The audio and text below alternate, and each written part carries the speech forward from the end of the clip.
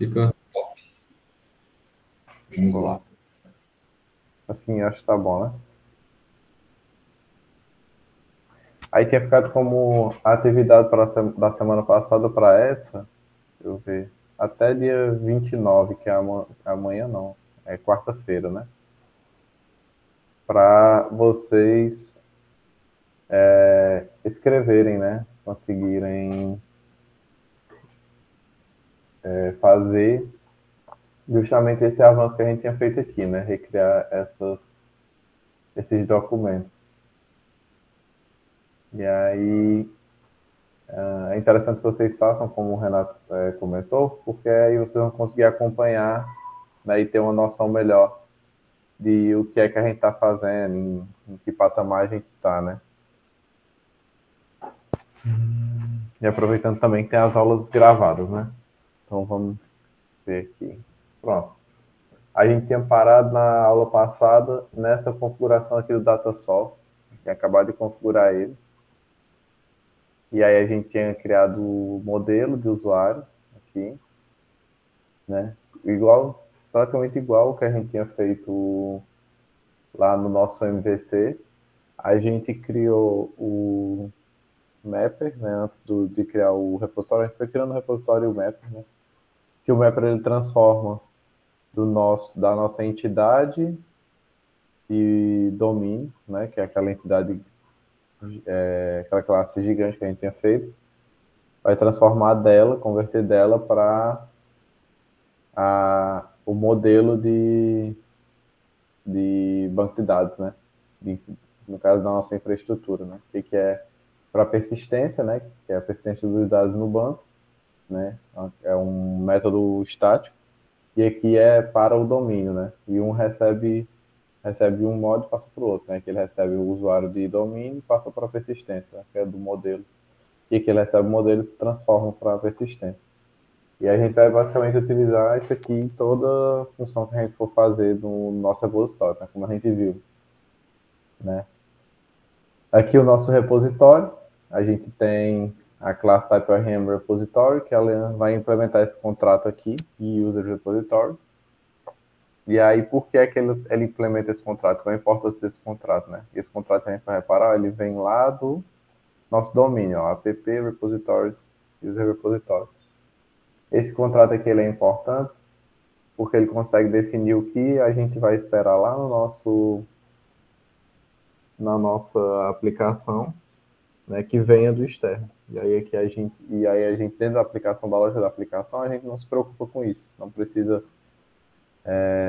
ficar encucado com essas coisas de como ele vai escrever no banco de dados, como ele vai fazer tal verificação, se ele vai usar find one by, ou então se ele vai usar só find one aqui, isso aqui fica externo ao nosso sistema. E aí, perfeito. Aqui a gente implementou aqui o método de save e o método de find by e-mail, né, que são os dois métodos que a gente está utilizando lá no nosso caso de uso de criação de usuário. Ele chama ó, this user repository find by e-mail e aqui embaixo ele usa o save. E aí, perfeito. Vamos continuar seguindo, né, a nossa modelagem, não, a nossa tradução, entre aspas, do MVC para essa arquitetura. E aí a gente, a gente vai vendo como é que tudo isso vai se conectar no final, né? Porque por enquanto a gente tem módulos que conversam ainda muito pouco entre si, né? Tipo, como é que esse domínio vai fazer para ser executado aqui, né? Como é que eu vou rodar isso aqui, sendo que eu não posso injetar nenhum código aqui dentro, né? E aí, cadê a parte de, de HTTP, né? De servidor HTTP, que ainda não foi configurado? É isso que a gente vai fazer hoje. E até o final da aula é para esse sistema estar rodando, assim como o outro, né? E aí a gente vai quebrar em partes para que vocês entendam, né, a diferença desse sistema para o MVC, né? Eu só abri aqui o outro projeto.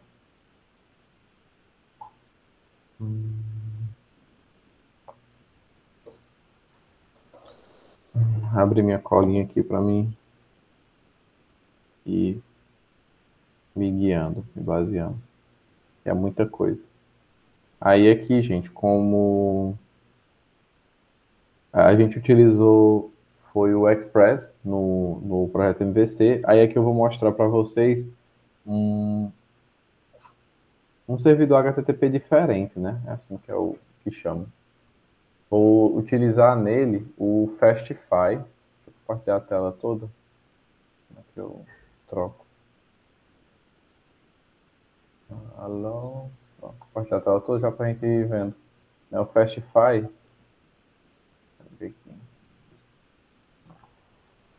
Fastify. Ele é um servidor HTTP também, assim como o Express. Ele é, vou dizer, mais moderno, mas não é essa a palavra correta. Ele tem uma abordagem diferente do Express na construção dele, e ele é focado em TypeScript, né? Ele é escrito em TypeScript, então ele tem um suporte muito bom, muito forte para você utilizar ele com TypeScript, né? E aí a gente vai usar ele também em conjunto com o Zod, que é aquela nossa ferramenta de verificação de tipos, né? Que é esse daqui, ó, o Zod. Ele faz a validação de esquemas, né? Que a gente criou lá na nossa configuração do nosso environment. Ele vai pegar as variáveis de ambiente, né? Vai criar aqui um esquema que ele espera que as variáveis sigam, né? É esse esquema aqui. E aí a gente está pegando e validando o nosso esquema do process.env, né? Que são as variáveis reais. A gente está vendo se elas atendem esse objeto aqui, que a gente espera que seja. E aí a gente está fazendo toda a validação aqui. Se não for sucesso, né? Se a validação não for um sucesso, ele lança uma mensagem de erro que basicamente o sistema não vai rodar. E a gente vai testar mais pra frente, né? E aí, beleza. Aqui a gente está exportando, né? Se ele passar por essa linha aqui, quer dizer que está tudo certo, as variáveis. Então ele vai exportar esse env para a gente utilizar. E ele também vai exportar duas funções auxiliares, que é esse isDev e isProj, que ele verifica qual é o ambiente que a gente está, se é de desenvolvimento, se é de produção, né? E a gente poderia até ter uma terceira, que é para validar se é um ambiente de teste, né? Só que isso vai ser mais para frente. A gente vai primeiro construir aqui a aplicação, fazer algumas rotas, eu mostro para vocês como é que fica essa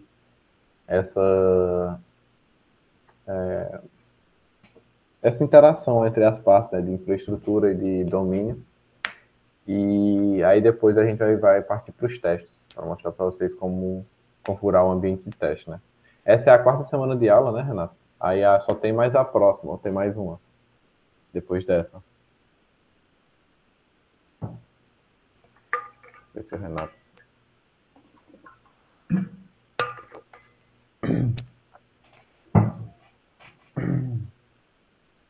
Eu acho que o Renato ele deu uma saída. Depois ele me responde. E aí, beleza. Se alguém souber também aí, pode deixar no chat. Eu não estou lembrado agora. Mas, ok.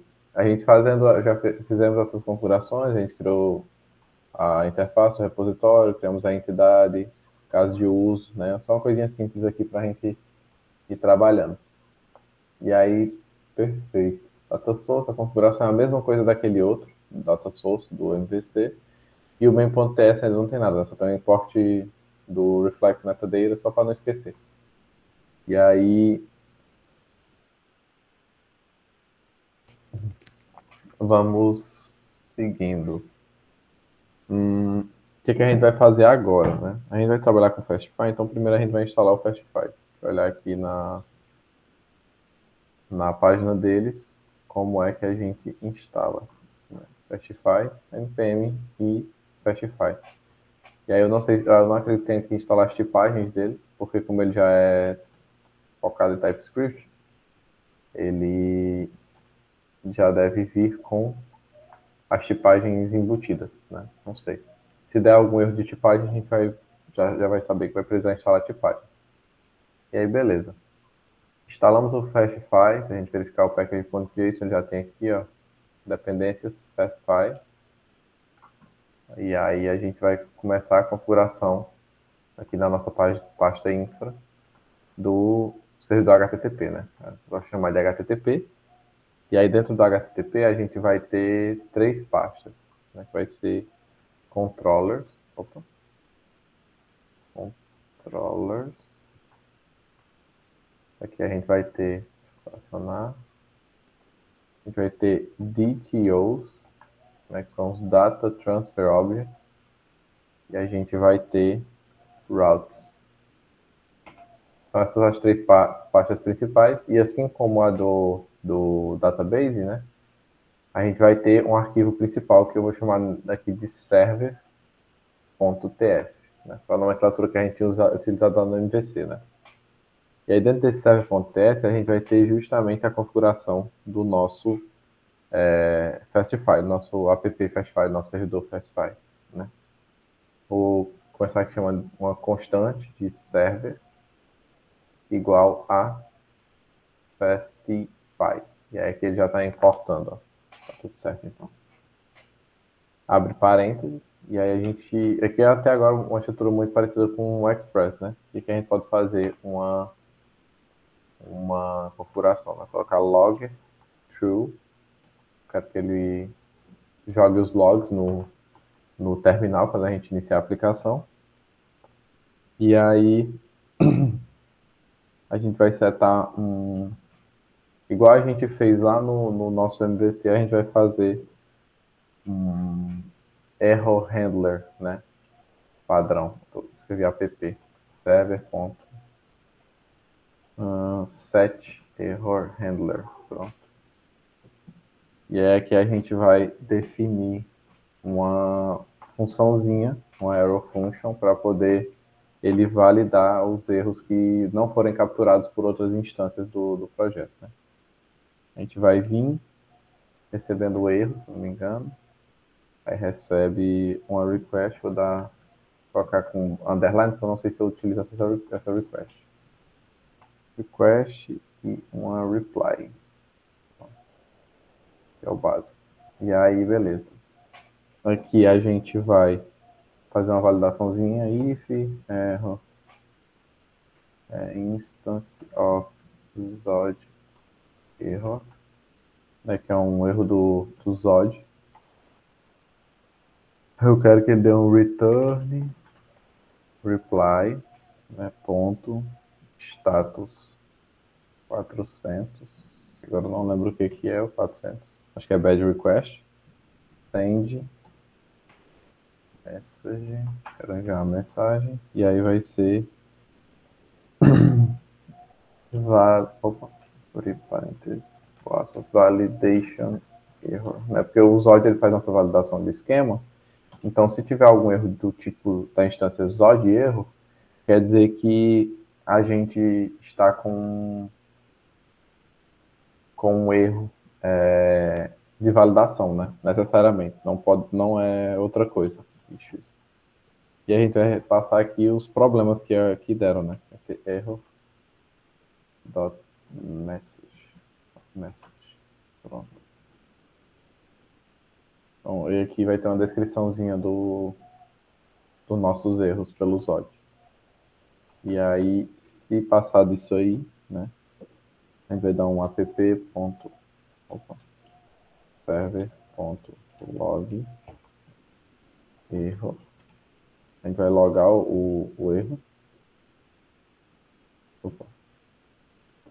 .log.erro, né? Para logar como log de erro. E aí vamos dar um return reply. Esse reply aqui é basicamente o que era o request response, né, lá do Express, só que aqui a gente chama de reply. É bem parecido a estrutura. Status, colocar status 500, que é um erro interno, né, esse aqui. E aí send message error.message, né, vai enviar a mensagem de erro. E aí, perfeito, né? Aqui a gente tem uma configuração básica do nosso servidor. A gente vai exportar ele aqui no final para poder utilizar ele futuramente. E aí depois a gente vai voltar aqui para poder fazer mais algumas configurações, né? Principalmente quanto a essa questão do Zod. Porque aqui a gente só criou o servidor. No Fastify, para a gente utilizar ele em conjunto com o Zod, a gente tem que usar esse aqui, ó, o with type provider. E aí a gente vai ter que instalar também a dependência do type provider do Zod, né? Que é bem tranquilinho. E aí não tem segredo, né? Eu vou repassar passo a passo disso aí, né? E aí, beleza. Aqui, para onde é que a gente vai começar? Vamos começar pelo controller, né? A gente quer fazer essa rota aqui de criação de usuário que ela funcione, né? A primeira a funcionar. Então a gente vai ter que criar um controlador para ela, né? Que vai gerenciar entradas e saídas e validações no geral para essa rota, né? E aí, beleza. Create, vamos criar aqui um arquivo, né? Create user.controller.ts. É o nome do nosso controller. E aqui dentro a gente vai começar a construir o nosso controller da aplicação, né? Ele vai ser bem parecido com o outro, só que a diferença é que ele vai ser mais enxuto aqui, porque aquela parte de validação de tipo tem que ser string, tem que receber tal e tal dado, olha, não pode estar faltando esse dado. Tudo isso vai ser a validação vai ser feita não mais por a gente, mas vai ser feita pelo Zod. E aí vocês vão ver como fica bem mais enxuto os controllers e a aplicação em si, né? Porque a responsabilidade fica dividida especificamente para o Zod. E a gente pode confiar fielmente nessa validação que ele vai fazer, né? E aí aqui vamos dar um export class, create user controller, vai ter um construtor. E o que é que esse nosso controller ele precisa primordialmente para funcionar, né? Já que a gente está criando aqui o controller de criação de usuário, ele precisa do fluxo de criação de usuário. E esse fluxo está lá dentro do nosso domínio. Então ele precisa aqui de um private read only, né? Porque a gente vai fazer modificações. Create, chamar aqui, esse é o nome da propriedade, create user use case, do tipo create user use case, vindo lá do nosso domínio. E aí, o que eu estou dizendo aqui? Que para o nosso controller funcionar, né, ele precisa receber no construtor como uma propriedade dele a uma instância desse create user use case. Por enquanto, eu vou deixar a explicação por aqui. Mais para frente, quando a gente for rodar tudo, vocês vão entender melhor essa criação das instâncias. E aqui dentro ele vai ter um método assíncrono chamado handle, né? Pode ser qualquer nome que você quiser, mas é um padrão interessante, né? Esse handle ele vai receber o DTO e vai responder alguma coisa aqui dentro do nosso projeto. O handle ele vai receber o DTO por onde? Né? Vai ser dentro da request, que vai vir do nosso servidor HTTP, e eu vou importar aqui o request do Fastify. É porque é Fastify request, tá aqui, ó, request, e ele vai receber também um reply. E é assim que o Fastify trabalha, é um Fastify reply, perfeito.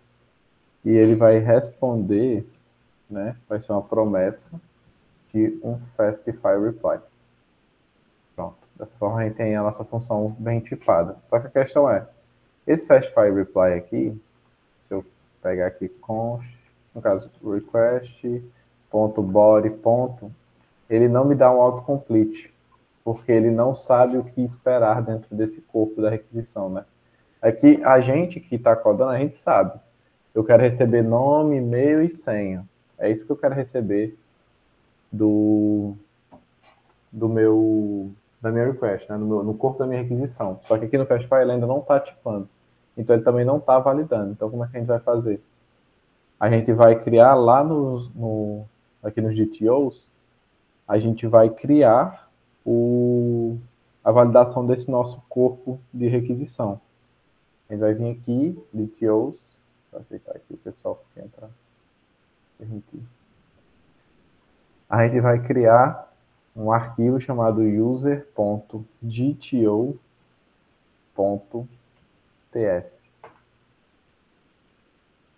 E aqui a gente vai criar esses esquemas, né, para validar o corpo da nossa requisição. O primeiro esquema vai ser export, const, e aí vai ser o create user body schema, que vai ser do tipo Z4 aqui do Zod, ponto, object, eu quero receber um objeto que tenha quais propriedades? Eu quero que ele tenha name, e aí eu vou colocar aqui Z4 ponto, deixa eu só mudar isso aqui, eu não gosto de ficar escrevendo Z4, Z ponto string. Essa string do nome, ela tem que ter, no mínimo, vamos dizer, né, 3 caracteres, né, para ser um nome válido. E aí aqui, ó, no caso eu vou logo escrever as regras, depois eu vou mostrar para vocês, dá para gente colocar umas mensagenzinhas de validação personalizadas. E-mail, z.email, é um tipo próprio dele. E aí, para senha, z, no caso aqui, password, quer receber, z.string, né, que a senha é uma string, normal. E aí vamos colocar que ela tem que ter, no mínimo, 8 caracteres. Né? A gente não fez validação ainda dentro da nossa aplicação, mas vamos colocar essa validação. E aí, perfeito. Dessa forma aqui, a gente tem já a validação feita para o nosso corpo da requisição de criação do usuário. O que acontece? Essa validação, ela também poderia ser feita, e vai ser feita, aqui dentro da nossa entidade usuário, né? Para que elas duas conversem entre si. Só que por que eu vou ter que criar essas duas validações? É uma no domínio da entidade e outra fora, né, que é essa validação do Zod. Não seria melhor ter só uma dentro do domínio? É uma opção também, né? Você deixar aqui livre, você só tipa que vou receber um string, vou receber no e-mail, vou receber outra string e no password outra string, não deixa mínimo, não deixa nada. Porque e aí você deixa para fazer essas verificações lá dentro do domínio. Só que aqui é interessante a gente ter essas duas camadas de validação, porque o sistema fica mais seguro, né? E aí, por exemplo, aqui a gente está trabalhando com o Zod e com o Fastify, que tem uma operação muito boa entre si, né? Eles têm uma conexão muito boa. Uma compatibilidade, pronto, era essa palavra que eu estava procurando. Muito boa entre si. Mas aí se você migra, por exemplo, por algum motivo, você não gostou do Fastify, ou então não atendeu o que você esperava, você migra para um outro projeto, né, um outro servidor HTTP tipo o Express, e o Express não tiver suporte para Zod, aí você acaba perdendo essa validação aqui que você fez. E aí você fica à mercê, se você não tiver essa validação a nível de domínio, você ficaria à mercê do perigo, né? Você precisaria refazer.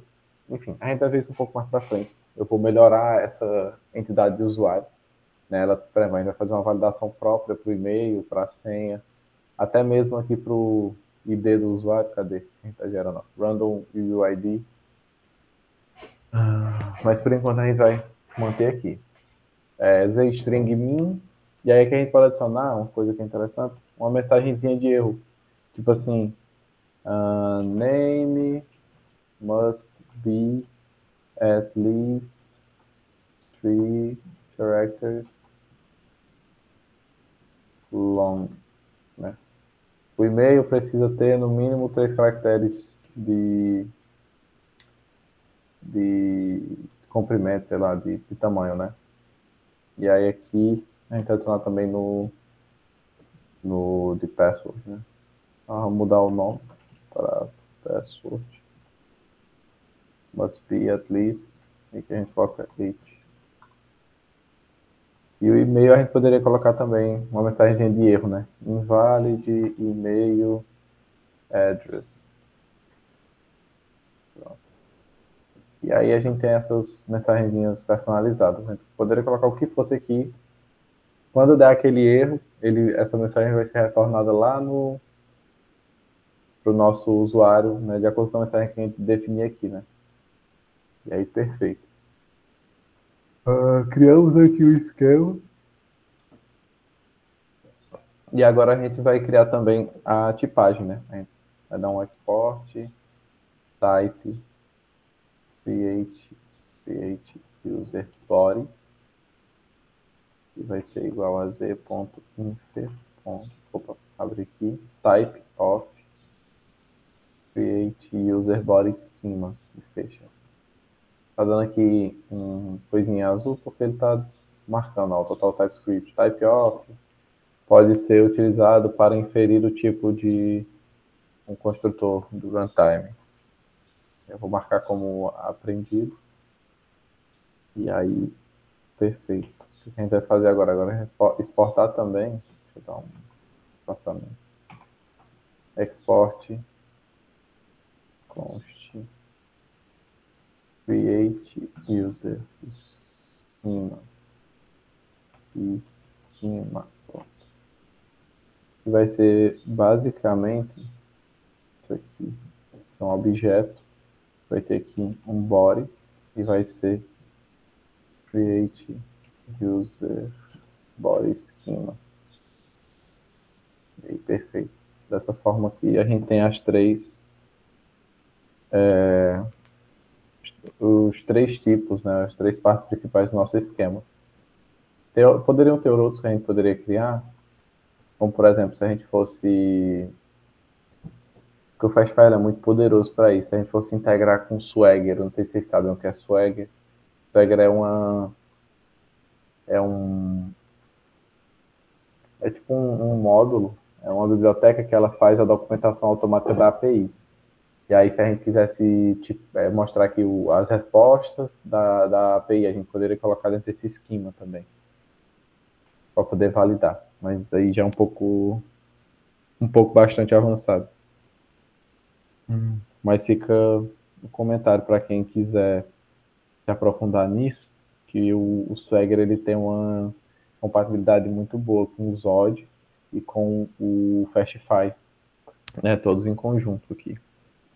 E aí, onde é que a gente vai usar esse body? A gente vai vir aqui em Fastify Request, a gente vai abrir isso aqui.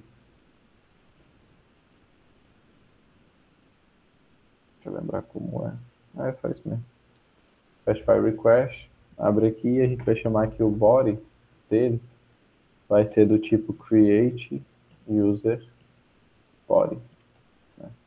Isso aqui poderia ser também substituído por aquele esquema que a gente fez, que é o create user, não está aparecendo no autocomplete, mas é aquele esquema que a gente tinha criado.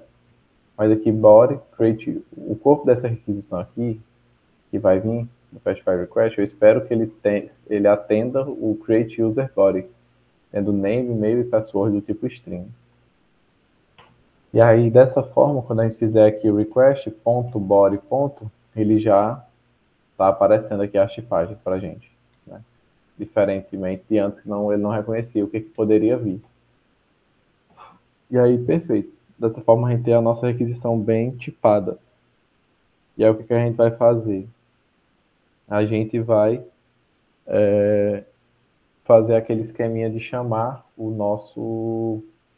nosso caso de uso, né?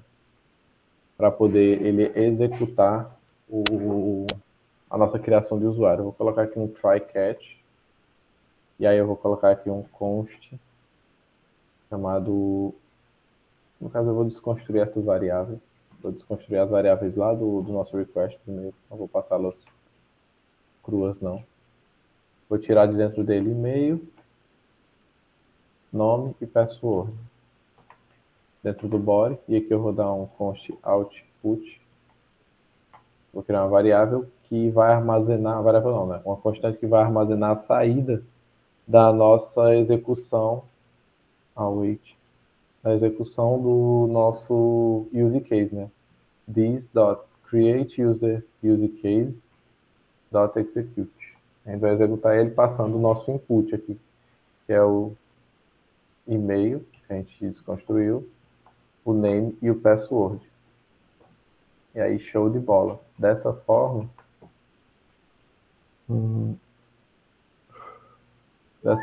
a gente está executando o nosso caso de uso e armazenando a saída dele. E o que a gente vai fazer com essa saída? A gente vai basicamente, né, se a gente conseguir receber a saída com sucesso, porque aí eu executar isso aqui, ele pode lançar uma exceção, né? Se ele lançar a exceção, ele vem para o catch. Se não, a gente só vai dar um return, reply, response, code, status, 201, que é created, 201.send, e aí a gente pode enviar o output, né? Lembrando que esse output, se eu colocar aqui o mouse em cima, ele vai dizer que é aquele DTO lá do usuário. Se eu segurar o Ctrl, ele mostra. Lá do usuário. E aí, se a gente for lá, aqui no caso, a gente vai ver que ele... Cadê? Pronto, ele está retornando especificamente as propriedades do usuário e não a senha, né? Porque a gente já tinha feito essa parte, essa desconstrução antes, né? Essa lógica, né? Porque a gente não pode voltar o resto da senha para o usuário. Então tá tranquilo que a gente só retornar o output sem fazer nenhuma verificação, porque isso está a nível de lógica da aplicação. E aí, dentro do catch, se a gente tiver algum erro, o que a gente vai fazer? A gente verifica aqui if error instance. Vai ficar um pouco mais à frente. Aqui eu não vou colocar agora, não. A gente pode colocar basicamente return, reply, pronto, ponto, status,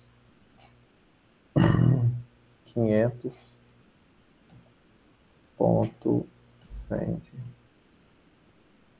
message, internal server error. E aí deixa dessa maneira. Esse error aqui, erro,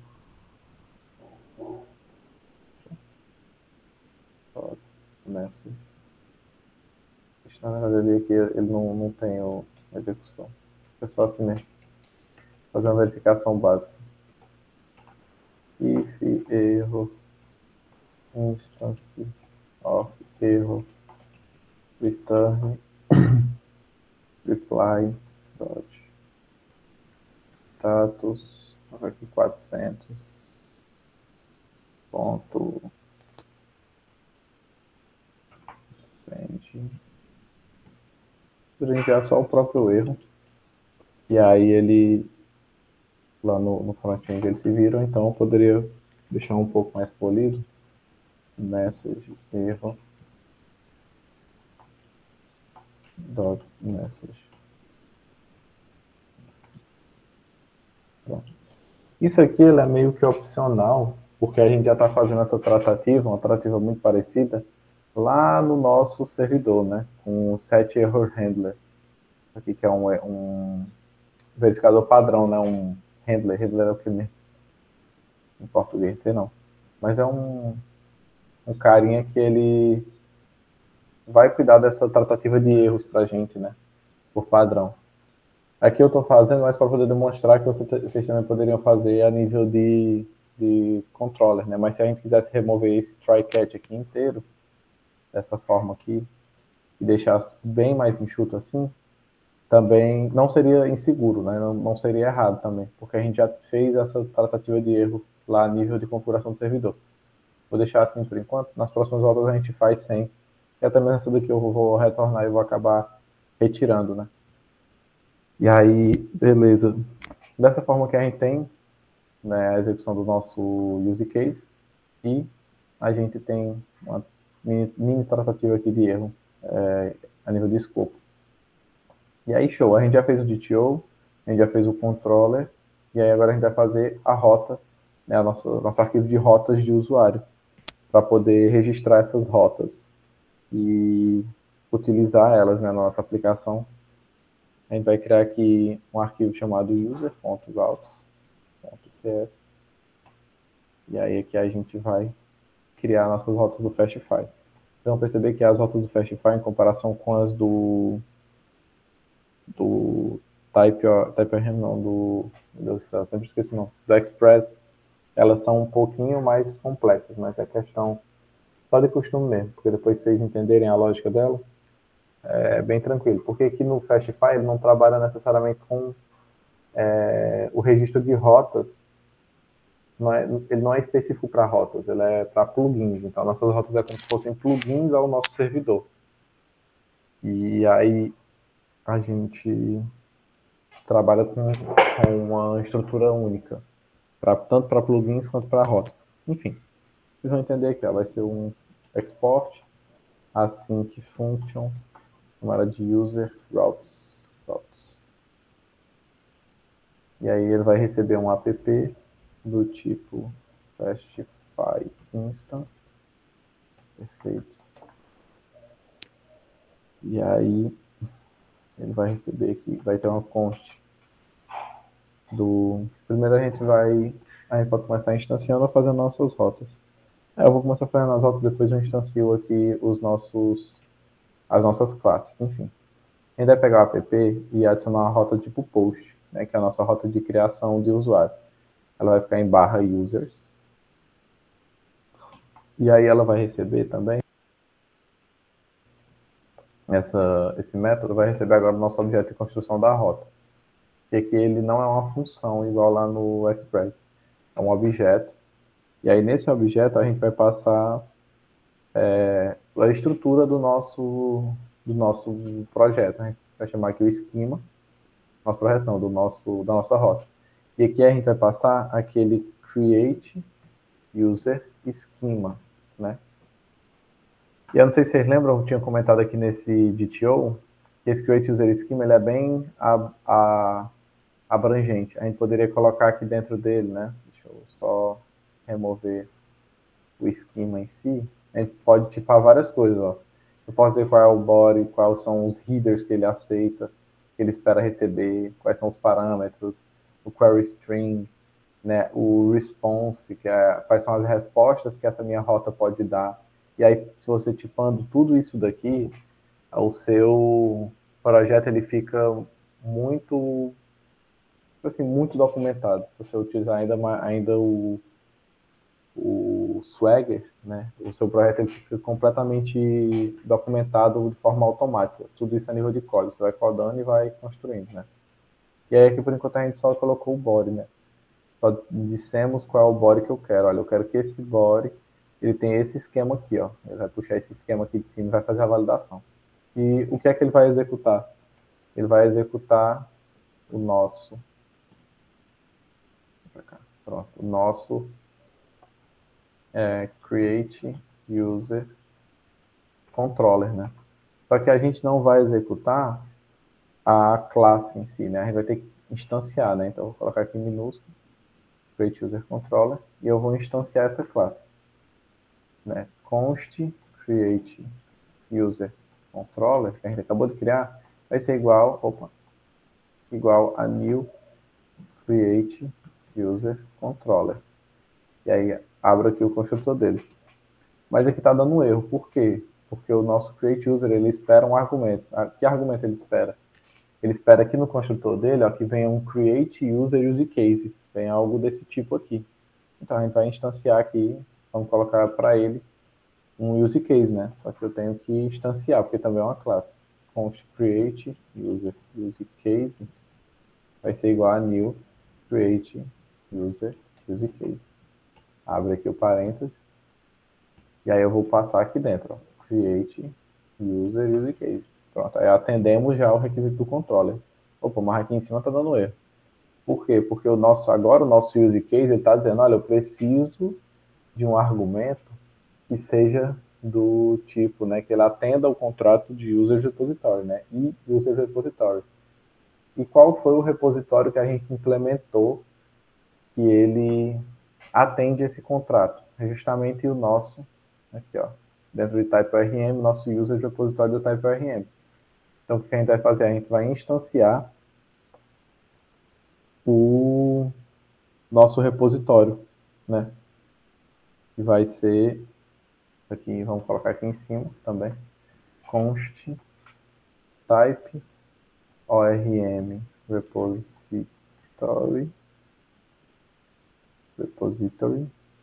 tá certo. Ele vai ser igual a new type ORM user repository, que recebe aqui dentro a gente chama app data source, ponto get repository user model. E aí ele atende aqui todos os requisitos dele. E a gente passa esse type ORM, deixa eu deixar esse lado aqui. A gente passa esse type ORM repository aqui dentro. E aí, perfeito. Aqui a gente criou o repositório dos nossos usuários, né? Eu deveria ter colocado type ORM user repository. Pronto. Type ORM user repository. E aí a gente está passando, a gente está instanciando ele aqui, ó, a gente pega o app data source, a gente define qual é o data source que a gente vai utilizar, e nele a gente vai pegar esse repositório aqui, ó, user model. Depois a gente vai criar um use case, e para criar esse use case, a gente precisa passar o repositório. Então, tipo assim, aquela dúvida que a gente tava de como é que ele vai usar uma interface? A interface não dá para fazer nada. Ela é sanada aqui, porque a gente vai passar na construção dele especificamente qual é o repositório que a gente quer, e é esse aqui, e esse repositório ele tem já as funções escritas. Então, a gente escreve o nosso domínio sem se preocupar e sem saber como é que estão escritas essas funções, mas aí mais para frente a gente cria essas funções e está tudo conectado. Né? A gente codou lá apenas com o repositório, né, o contrato, e aqui a gente está implementando com a implementação real, né? A gente está configurando com a implementação real. É perfeito, aqui a gente passa o repositório, e aí como parâmetro da criação do controller, a gente passa o caso de uso que a gente instanciou. Então tá um ligado com o outro, né? Tudo no fim aqui está intercalado. E aqui a gente vai colocar create user controller.handle.bind, e aí a gente chama o create user controller. Né? O que é isso aqui? Basicamente aqui eu estou dizendo o seguinte, aqui ele recebe 3 parâmetros, né, principais. Aqui a leitura vai ficar um pouco complexa por causa das tipagem, mas é o seguinte, ele recebe o path, que é o caminho da rota, ele vai receber um esquema, né, um corpo aqui, não é só o esquema, na verdade ele tem várias coisas que ele pode ter aqui dentro. Né, ó, você pode ver, ó, body limit, configuração, log level, on error, on request, tem várias coisas para você fazer, tem muita coisa mesmo aqui. Validações. Ele vai receber esse objeto com essas configurações da sua rota. Né? Nesse caso, a gente só está passando o esquema, que é o esquema que eu quero que ele siga para o corpo, que ele valide. E aí, por último, ele recebe a execução da rota, assim como a gente tinha feito lá no Express. A gente passava o controller, ponto, não sei o quê. Aqui a gente vai dizer que quando ele for executar a rota, né, quando essa rota for chamada, ele execute a função handle. E esse ponto bind aqui é basicamente para dizer que ele tem que utilizar essa instância aqui, ó, do create user controller. O TypeScript é meio burro, então se eu deixasse só o ponto handle aqui, ele teoricamente deveria funcionar. Só que aí ele não vai instanciar isso aqui que a gente fez, ó. Ele vai tipo rodar essa função crua e nua, sem repositório nem nada configurado, tá ligado? Então a gente tem que colocar esse bind, é uma obrigação. Eu demorei a descobrir isso aqui. Mas enfim. E aí, aqui basicamente a gente tem a nossa rota configurada e pronta para ser utilizada, né? só a gente fazer uns últimos ajustes no servidor para ele salvar essa rota, né? E ele também aprender a utilizar o Zod como validador de esquema. Tem uma coisinha que eu queria fazer antes, que era isso aqui, ó. Quando você está criando várias constantes, você pode, no TypeScript, no JavaScript, apagar o nome constante. E aí você vem aqui, ó, tem um ponto e vírgula, você troca isso aqui por uma vírgula. E aí ele consegue entender que você está criando várias constantes uma seguida da outra. É dessa forma. Qual é a diferença de fazer assim e fazer de outro tipo? Nenhuma, basicamente. Só que a diferença principal é o nível de leitura de código. Porque quando você estiver lendo o código, isso aqui é um padrão que eu vejo algumas pessoas utilizando, né, em pessoas que falam sobre esse estilo de arquitetura e coisas e tal. Porque você meio que divide, olha, aqui tem um bloco de constante de instâncias do nosso Create User Controller, tá entendendo? Né? E aí depois a gente teria um outro bloco para criar instâncias do nosso rota de deletar o usuário, então de atualizar o usuário, enfim. Né? No caso, o correto acho que seria até assim, porque esse repositório vai ser reutilizado. Ó. Porque esse repositório aqui, a gente vai ver, a gente instanciou ele aqui, mas a gente vai utilizar ele em outras rotas. Quando vier a rota de deletar usuários, a gente vai fazer a mesma coisa. Ou vai mudar o nome, basicamente. E aí, perfeito. O que a gente tem para fazer agora? Terminar de configurar, né, e registrar essas rotas. A gente vem aqui no server, e aí aqui a gente vai colocar server.register.abre, e a gente vai chamar o user routes lá da nossa rota, né, user routes. Pronto, ele vai assim, ele já está registrando nas rotas. E eu falei que a gente tem que configurar o Zod, né, para ele ser o type provider do nosso Fastify. Então a gente vai vir aqui, ó, vou pesquisar. Fastify. Opa, escrevi tudo errado. Fastify Zod Provider. E a gente pode ver aqui, ó, tem aqui ó, o repositório e tem aqui na documentação oficial do Fastify. Ele fala que é o JSON, ele tem três opções, né? O JSON Schema to TS, eu já usei esse, é interessante. Typebox e o Zod. Eu acho que o mais forte, eu já usei esse JSON Schema e esse Typebox. O último que eu estou usando e testando agora é esse Zod. É o que a gente está utilizando no projeto. E para mim o Zod ele é disparado o mais forte dos três, né? Ele é o que também mais simples de utilizar. Enfim. Deixa eu ver se ele dá aqui as orientações. Ó, ele diz a documentação oficial. Ele dá uns exemplos. Aqui tem tudo documentado para a gente utilizar, né? Eu vou olhar aqui o do Zod e ver como é que a gente instala. Eu já sei como é que instala, mas era para mostrar para vocês que tem tudo documentado. E parece que não tem documentado, então estou achando aqui o npm dele. Enfim, é esse aqui, ó, Fastify Type Provider Zod. Cadê? Pronto. npm e aí Fastify Type Provider Zod. A gente vai instalar aí. E eu acredito que é só isso. Basicamente só isso mesmo. O que a gente vai fazer? Aqui na configuração do nosso servidor, a gente vai dar um ponto with type provider. E aí aqui a gente vai passar. É uma função, tá? Ele recebe o type? Não, não recebe. O type provider dele vai ser esse aqui, ó. Zod type provider. Que é desse módulo que a gente instalou aqui agora. Ele tá dando errado aqui. Importa e export ao nosso software. Ele está só dizendo que não está organizado aqui da melhor forma. Quando a gente salvar, ele vai organizar. E a gente está dizendo que ele vai usar o type provider vindo do Zod type provider. E abaixo dele a gente vai fazer o que? A gente vai chamar server.set validator compiler. Isso aqui está aqui na documentação dele.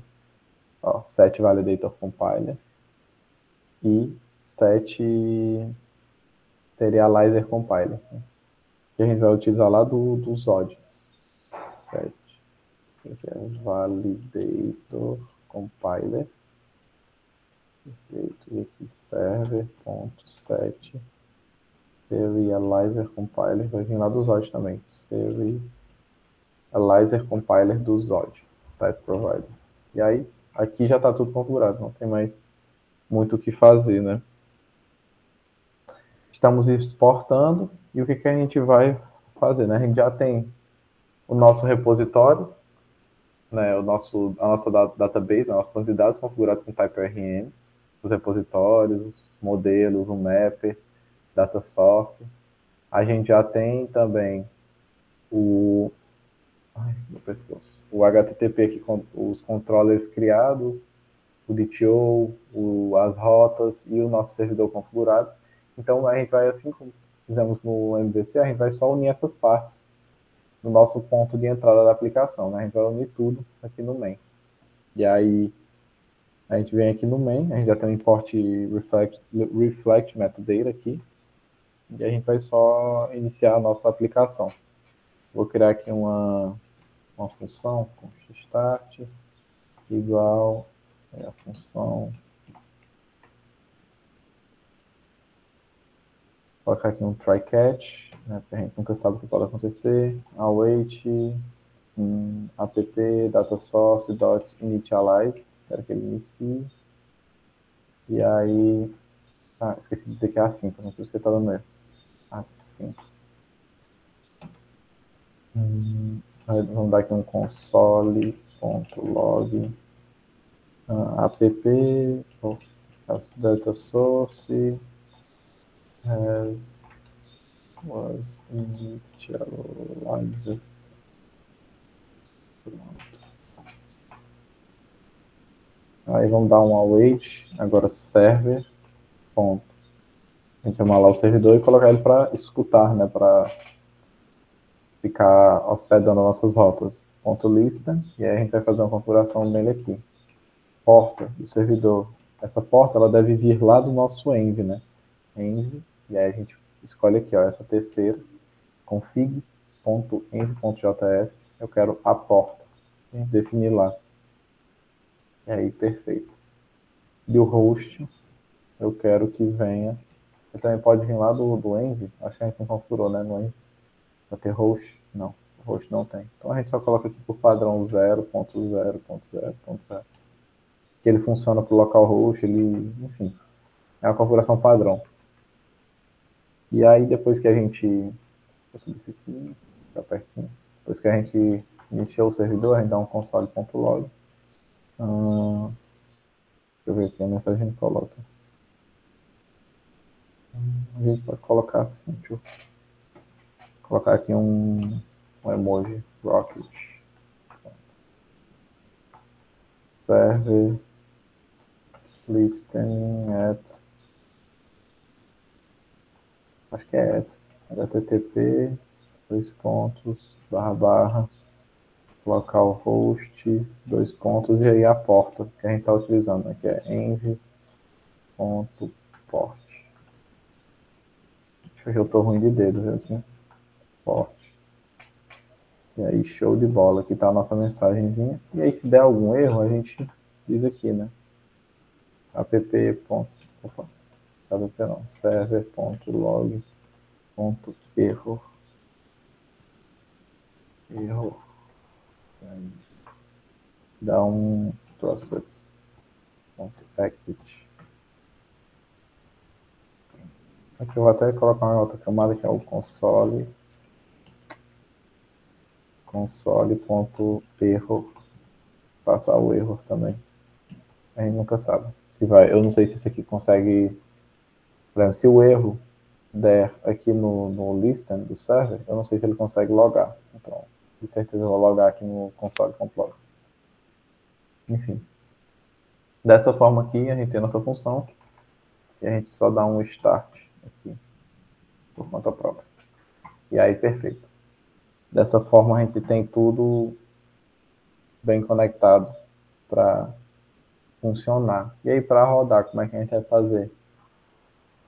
A gente tem as opções aqui, né? A gente poderia rodar localmente e testar, ou a gente poderia usar o Docker, né? Então a gente vai lá, eu vou lá no nosso projeto anterior, ver TypeScript. Nosso projeto é o Code Intro MVC, né? Intro API, eu acho. Não lembro. Intro API.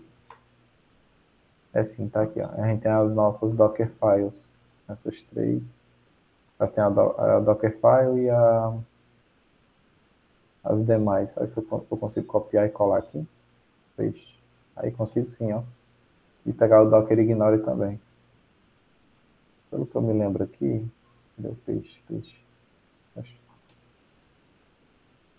Docker Ignore, copy. Meu Deus. Docker Ignore, copy. E paste. Pronto, Docker Ignore aqui. Então tá tudo certo aqui. Né? Pelo que eu me lembro aqui, já é para funcionar. Se eu mudei alguma coisa, porque no máximo que eu posso ter mudado aqui no nosso projeto, eu nem fiz o ponto .env também, né? São as variáveis de ambiente que a gente pode ter feito errada. Eu criar aqui um novo arquivo com o nosso ponto .env e a gente vai configurando aqui as variáveis de ambiente. Né? Eu espero que eu tenha um node underline env, uma porta, um db underline host. Aí eu tenho que ter o host, port, name, user e pass. Pronto. Vou só modificar aqui. Port, name, user e pass. Pronto, perfeito. Vou dividir aqui. Colocar o igual aqui em todos. A gente vai colocar os valores. Pronto. Node.env, a gente está no ambiente de development.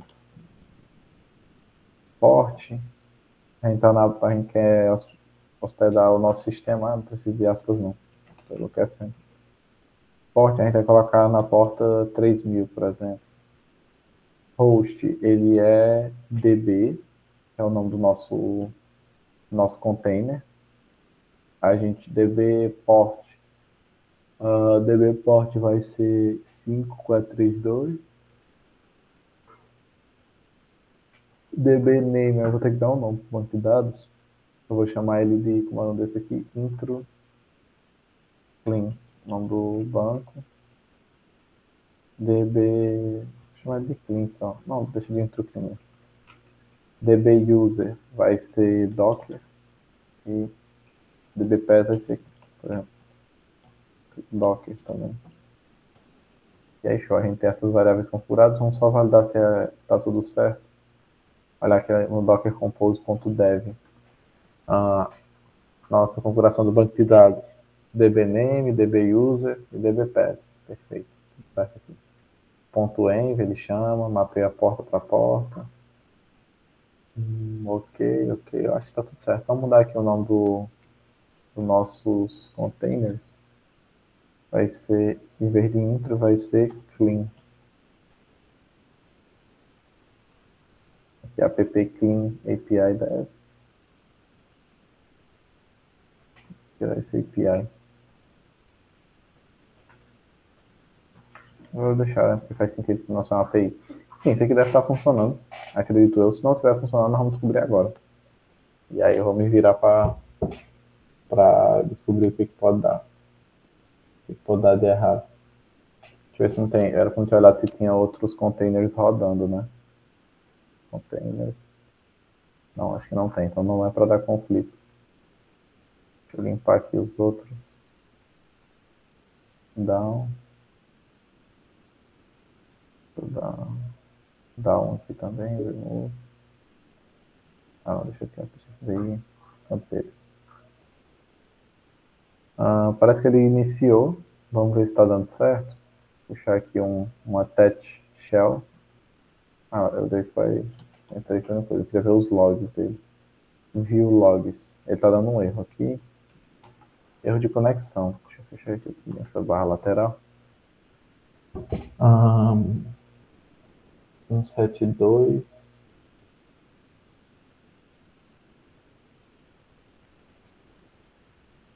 Ele deu um erro de conexão com o quê? TCP Connect Wrap after Connect. Esse aqui é erro no banco de dados. 172.18.0.2. Mas por que deu esse erro aí no banco? Não sei. Deixa eu ver aqui. É assim mesmo. TCD. Será que nós configuramos alguma coisa errada? Vamos ver aqui no main.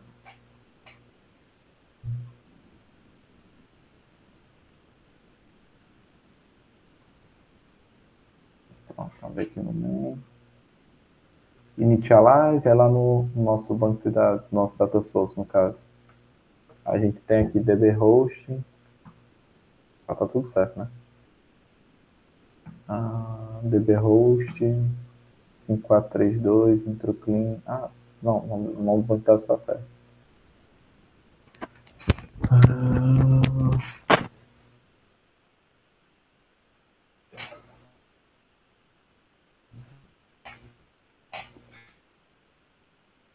Development tá certo. Import, host, DB host, DB.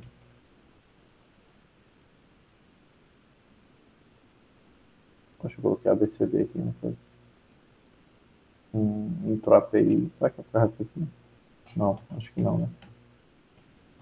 DCD, que é o Docker Compose Down.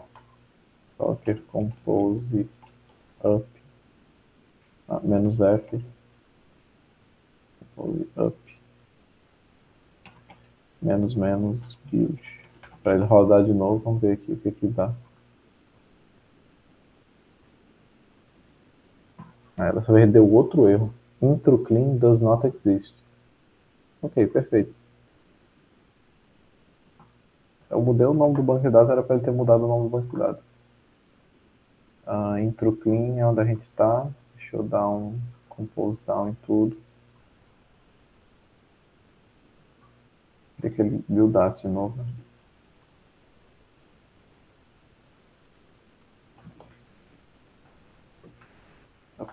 Build.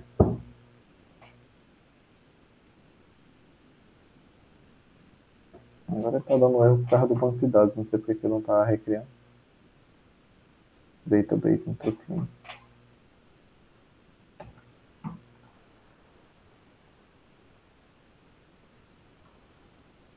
Remove. Não, aqui é o banco de dados é aqui. Remove. Remover por conta própria. Ver se ele consegue recriar.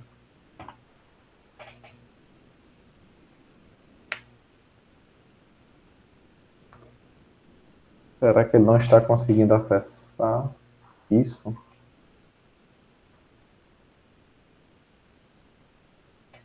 DB name, intro clean. Aí a gente vinha aqui no Docker file. Cadê? Docker compose.dev. Ele cria usando DB name. DB name. DB name. Tá tudo certo. Ponto .env. Rapaz, que negócio é esse? Eu tava colocando do outro jeito aqui, tava dando certo.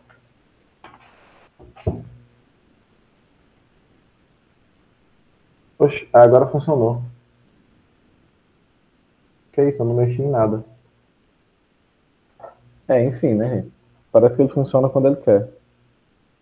E aí agora foi de bom tom para ele funcionar. Fiquei até desconfiado.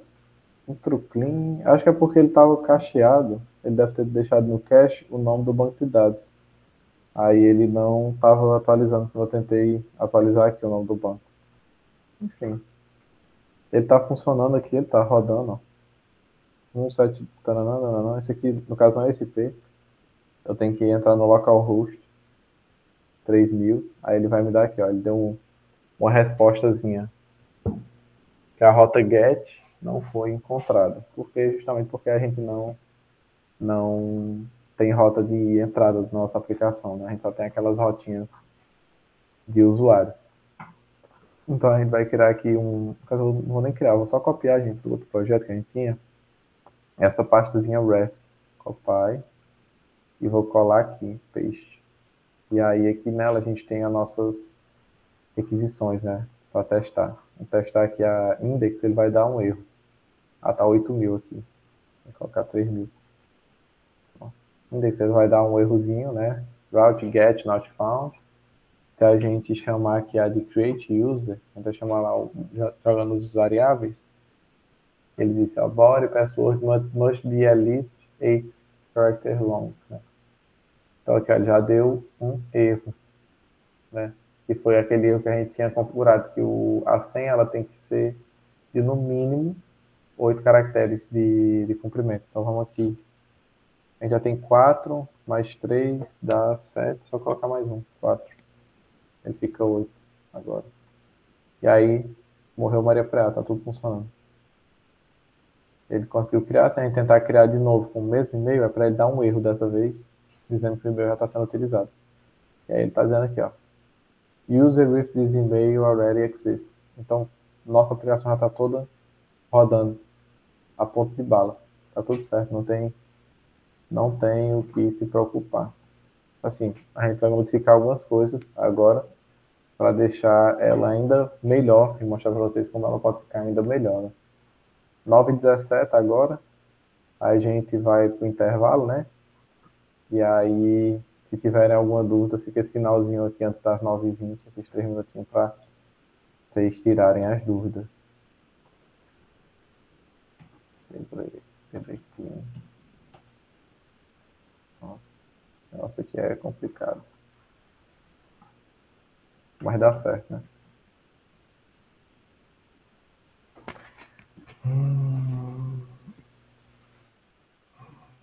Então vamos encerrar a gravação para ir para o intervalo, é isso, João? É sim. Pronto, pessoal. Então daqui uns 20 minutinhos a gente retorna, tá bom?